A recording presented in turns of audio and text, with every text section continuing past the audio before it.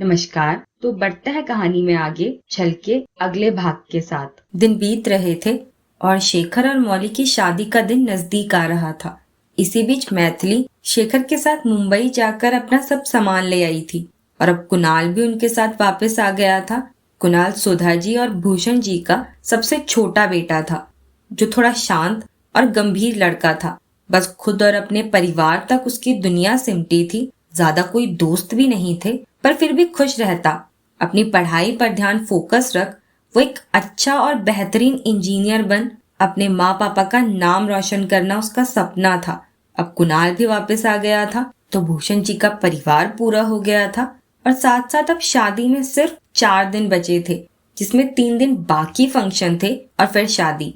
कल से सभी मेहमान आने शुरू होने वाले थे, जो सीधा शादी के बाकी फंक्शंस के लिए होटल पहुंचने वाले थे। पर शेखर और मौली का परिवार आज दिन तक होटल पहुंच जाने वाला था। शेखर के परिवार से पहले मौली की फैमिली होटल पहुंच गई थी, क्योंकि वो सबके स्वागत के लिए पहले से वहां पहुंचे रहना चाहते थे।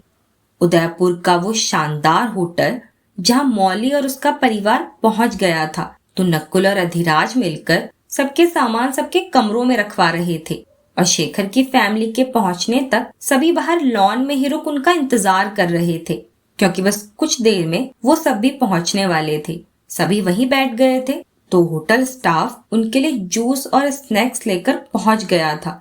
नकुल और अधिराज मैनेजर के साथ मिलकर लड़के वालों के लिए तैयार रूम को अच्छे से तैयार रखने और उनकी हर छोटी से छोटी और बड़ी से बड़ी जरूरतों का ख्याल रखने के बारे में उन्हें समझा रहे थे। कोई कमी या परेशानी किसी गेस्ट को ना हो, इस बात का खास ख्याल रखा जाए, इसका ध्यान दिया जा रहा था।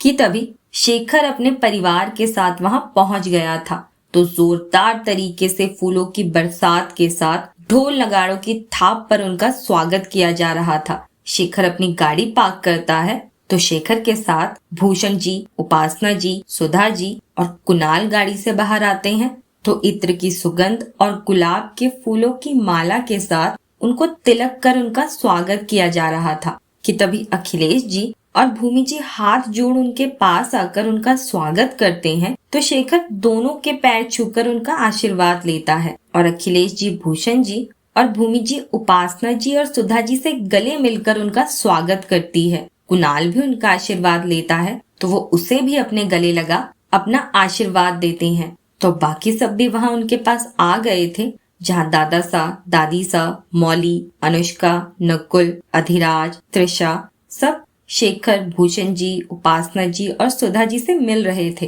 वहीं कियारा भी सबसे मिलती है, तो भूषण जी उसे अपनी गोद में उठाकर दुलार करते हैं और फिर अखिलेश जी से कहते हैं, समधी जी, अब तो अपनी बेटी को सिर्फ कुछ दिन और दुलार कर लीजिए, क्योंकि अब तो उसे हमारी घर की बेटी बनकर आना है। तो अब अपनी अमानत हमने जो आपको संभालने के लिए दी थी, उसे हम पूरे सम्मान से विदा कराकर ले जाने बस आ गए हैं। जिस पर अखिलेश जी हंसते हुए कहते हैं, अरे आपकी ही अमानत है। मेरी बेटी का भाग्य है कि उसे इतना अच्छा परिवार मिल रहा है, लेकिन किस्मत तो हमारी भी अच्छी है कि हमें भी तो शेखर जैसा काबिल बेटा मिल रहा है। कि तभी दादा साहब भूषण जी से कहते हैं, लेकिन भूषण, बेटे की शादी में बेटियों को घर ही छोड़ाया है क्या? मैथिली और तृप्ति नहीं दिख रही?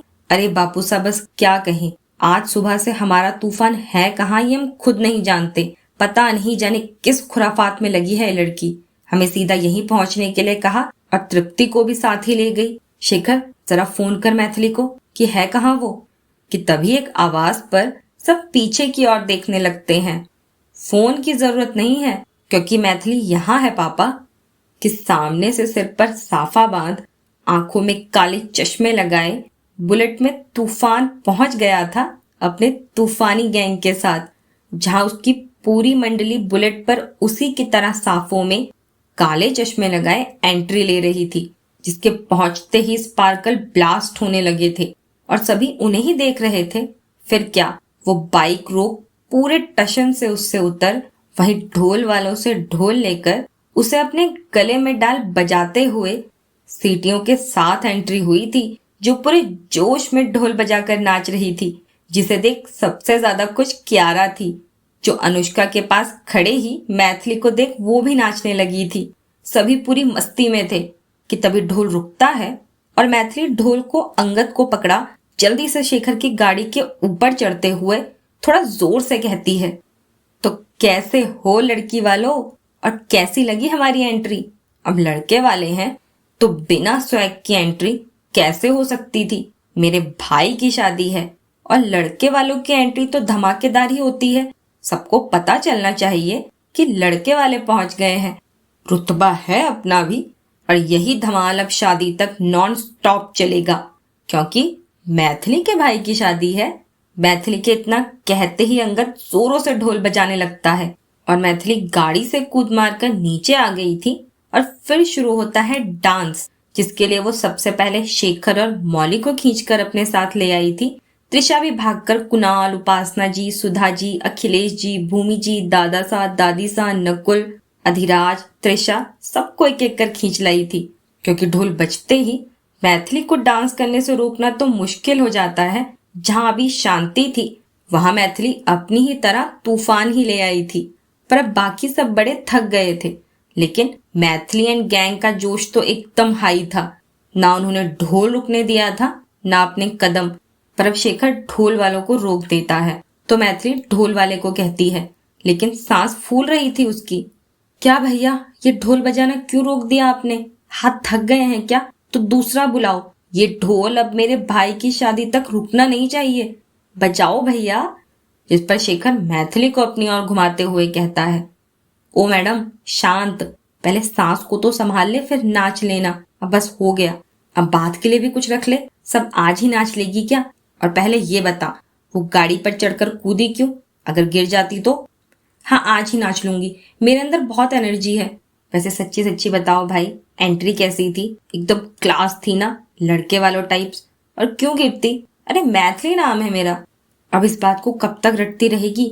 यहाँ के होटल स्टाफ से लेकर इन दीवारों तक को पता चल गया है कि तेरा नाम मैथिली है।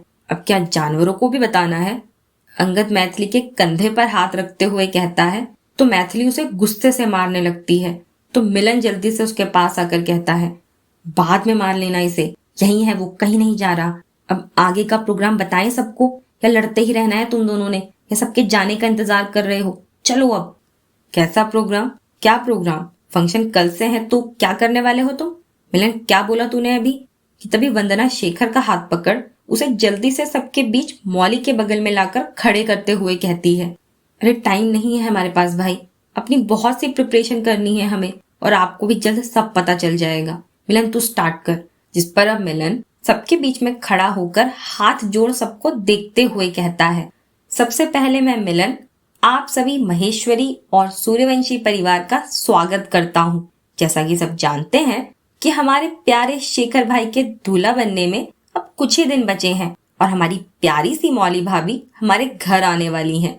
तो हमारे राजस्थान में रिवाज है गीतों का, तो आज हम भी कुछ वैसा ही आप सभी के लिए पेश करना चाहते हैं, लेकिन ये थोड़ा हटके होगा क्योंकि इसके सूत्रधार मैथिली जी हैं।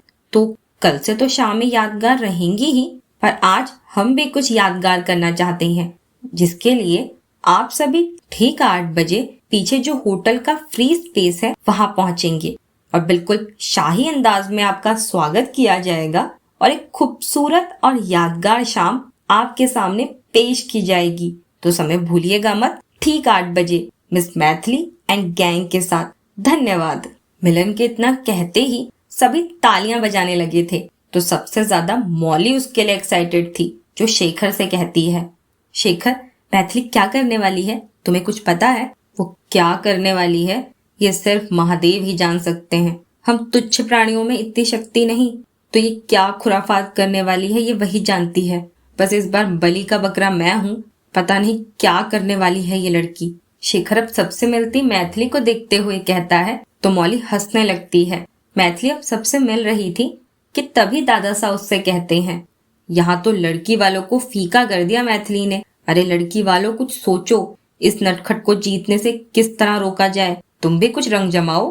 जिस पर अनुष्का हंसते हुए कहती है, इसके लिए मैथिली जैसी बदमाशी आना जरूरी है ना दादा सा, अब वो कहाँ से लाए? भाभी सा सिर्फ बदमाशी से ही जीत थोड़ी तय होती है। अरे हम भी दिखा देंगे कि हम किसी से कम नहीं। त्रिशा मुस्कुराते हुए मैथिली को देखते हुए कहती है, तो भूमि जी हंसते हुए कहती हैं, क्या बापू साहब, आप तो यहाँ जंग का मैदान बना रहे हो, लेकिन सच कहूँ तो मैथिली की एंट्री के बाद अब शाम के लिए इंतजार नहीं हो रहा मुझसे। तो मुझे चुपके से बता दे तू शाम को क्या करने वाली है। तो मैथिली भूमि जी के पास आकर धीरे से उनके कान में कहती है, मासा, मेरे घर वाले ना मुझे तूफान कहते हैं, बस वही लाने वाली हूँ मैं आज यहाँ। पर मैथिली के कहने पर भूमि जी हंसते हुए उसे अपने गले लगा लेती है। सब खुश थे, हंसी मजाक चल रही थी। तृप्ति, मैथिली और उसके सभी दोस्तों के लिए भी जूस और स्नैक्स आ गए थे। सब कुछ देर साथ में बैठते हैं, जहाँ मैथिली कई बार सबसे नजरें चुराकर अधिराज को देख चुकी थी, जो शेखर के साथ बैठा था, लेकिन वो एक बार भी उसे नहीं देख रहा था। तो मैथिली मायूस होकर वंदना के कंधे पर सिर रखते हुए कहती है, यार ये अधिराज को क्या मुझ जैसी क्यूट और ब्यूटीफुल लड़की को एक बार देखने का दिल भी नहीं करता होगा। एक बार देखते भी नहीं है ये मेरी और मुझे हमेशा परेशान करते रहते हैं। कोई हर वक्त इतना हैंडसम कैसे लग सकता है। देख कितनी चमक है उनके चेहरे पर, हंसी तो हाय इतनी क्यूट है कि नजरें ही नहीं हटती। अब लगातार इतने दिन ये यही मेरे आसपास मेरे सामने इतने हॉट और हैंडसम बनकर, तो मेरा ये मासूम दिल कैसे खुद को संभालेगा। महादेव मेरे इस मासूम दिल के साथ बहुत गलत कर रहे हैं। अब इतने दिनों के लिए और अधिराज के सामने मुझे लाकर बैठा दिया, मैं कैसे संभालूंगी अपने मासूम दिल को। मैथिली के कहने पर वंदना हंसने लगी थी और वैसे ही हंसते हुए वो उसका चेहरा त्रिशा की ओर घुमाते हुए कहती है, उन्हें देखकर संभालना अपने मासूम दिल को, ठीक है। पर वंदना के ऐसे कहने पर मैथिली उसे खा जाने वाली नजरों से देख रही थी कि तभी अब सभी बड़े कुछ देर आराम करने अपने कमरों में जाने की बात कहते हैं। तो वहीं अधिराज और नकुल बाकी तैयारी देखने के लिए होटल के दूसरे हिस्से में चले गए थे। मैथिली भी अपने दोस्तों के साथ चली गई थी, तृप्ति भी उन्हीं के साथ थी। मौली और अनुष्का को भूमि जी अपने साथ आने के लिए कहती है। शेखर भी भूषण जी के साथ आ गया था। कुणाल सुधा जी और उपासना जी के साथ था और त्रिशा भी अपने कमरे की ओर चली गई थी, क्योंकि आज भी मैथिली की वाहवाही ने उसकी ईगो हर्ट की थी, जिसे वो अपनी जीत से सेटिस्फाइड करना चाहती थी।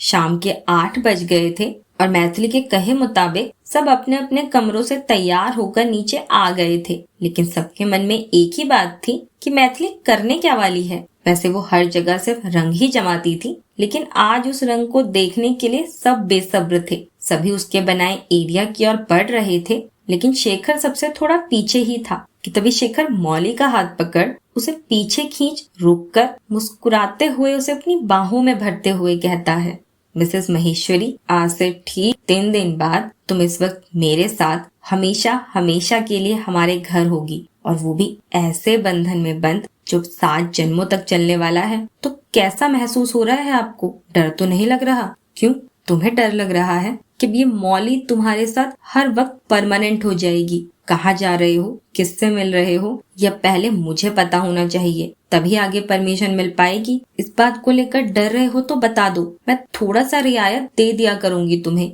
लेकिन सिर्फ थोड़ा सा। बाकी अब तुम्हारे अपॉइंटमेंट की पूरी डायरी मेरे पास ही रहने वाली है, जिसे मैंने अप्रूव किया तो डॉक्टर साहब मिलेंगे, वरना नो मीटिंग्स। मौली हंसते हुए कहती है तो शेखर भी हंसते हुए उसे अपने गले लगा लेता है, जिस पर मौली वैसे ही उसके गले लगे हुए कहती है, मैं बहुत खुश हूँ शेखर, अपनी जिंदगी के हर पल को सिर्फ तुम्हारे साथ इमेजिन करने से मैं इतनी खुश हो जाती थी, और अब तो ये साथ हकीकत में मेरा है, जब मैं अब बस तुम्हारी हो जाऊंगी। I love you Shekhar.